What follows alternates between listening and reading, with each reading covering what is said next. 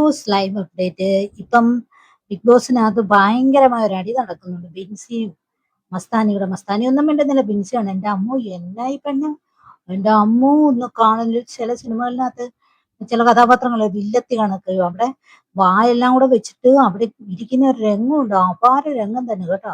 നമ്മുടെ രമ്യാകൃഷ്ണന്റെ കണക്ക് ഏതിനകത്ത് പടയപ്പയ്ക്കകത്ത് എന്റെ പൊന്നോ അമ്മാതിരി ആർക്കും പിടിച്ചിരിക്കാൻ പറ്റത്തില്ല കേട്ടോ.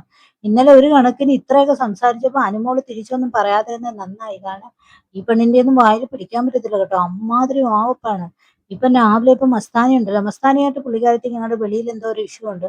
കാരണം എന്ന് വെച്ചാൽ ബിഗ് ബോസിലോട്ട് വരുന്ന സമയത്ത് എങ്ങാണ്ട് ഇന്റർവ്യൂവിന്റെ സമയത്ത് എങ്ങാണ്ട് പറയുന്നുണ്ടല്ലോ, അപ്പച്ചന്റെ ഓട്ടോയെ കുറിച്ച് എങ്ങാണ്ട് പറയുന്നുണ്ടല്ലോ. മസ്താനി ഇവിടെ പറയുന്നുണ്ട്, പപ്പയുടെ ഓട്ടോയിലല്ലേ നീ തിരിച്ചു പോയെന്നൊക്കെ പറയുന്നുണ്ട്. തിരിച്ച് മിൻസിയും പറയുന്നുണ്ട് ഇതേ വിഷയത്തെ കുറിച്ച്. നീ എങ്ങനെയാ പോയത്, നീ വെറും നാണം കെട്ടല്ലേ പോയെ, നിന്നെ ഇവിടെ ഉള്ളവരെല്ലാം കൂടെ അടിച്ചിറക്കിയല്ലയോ എന്നൊക്കെ പറയുന്നുണ്ട്. നീ പുറത്ത് കിടന്ന് കരയുമല്ലയോ, നീ എന്തൊക്കെയാ കാട്ടിക്കൂട്ടിയെന്നൊക്കെ പറയുന്നുണ്ട്.